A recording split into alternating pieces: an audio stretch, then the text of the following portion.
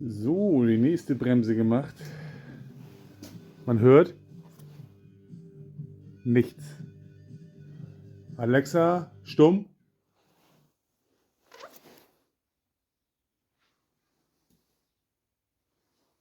Wir hören nichts.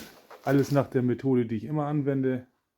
Erst den einen Sattel, dann den anderen Sattel mit dem Bremsträg plus Anschleifen, Entgraten von den Bremsklötzen, Anti-Quietschpaste.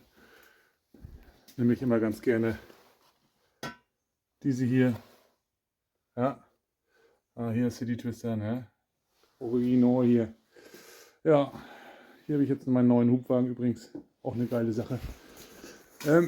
Und ich habe jetzt hier neue Display verbaut, hier einen neuen Tacho. Geile Nummer. Ja. Und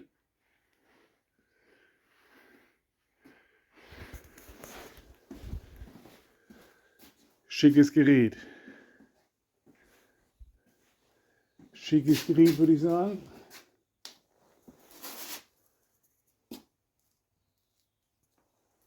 Läuft alles. Jetzt können bald die Trips losgehen. Schön auf dem Anhänger. Das wird auch noch Spaß machen. Ich freue mich schon. Wobei der weiße hier, der ist natürlich zum Verkauf. Ne? Also wollt ihr den haben? Kein Problem. Mit neuen Display.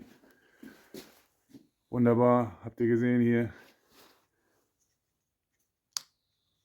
Fernlicht. Normal. Schaltet schön um. Geile Nummer. Also, wollt ihr den haben? Interessiert euch für einen City Twister? Kein Problem. Bei mir könnt ihr den haben. Adresse? Ne.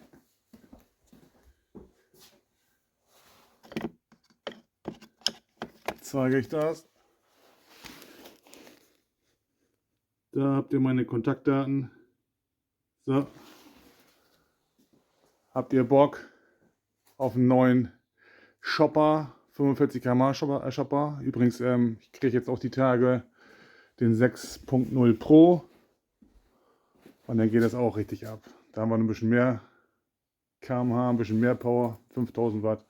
Ja, aber da brauchst du auch einen größeren Führerschein. Alles klar. Sagen, ich bin raus. Check it out. Ne? Like mich, teilt das Video. Los geht's.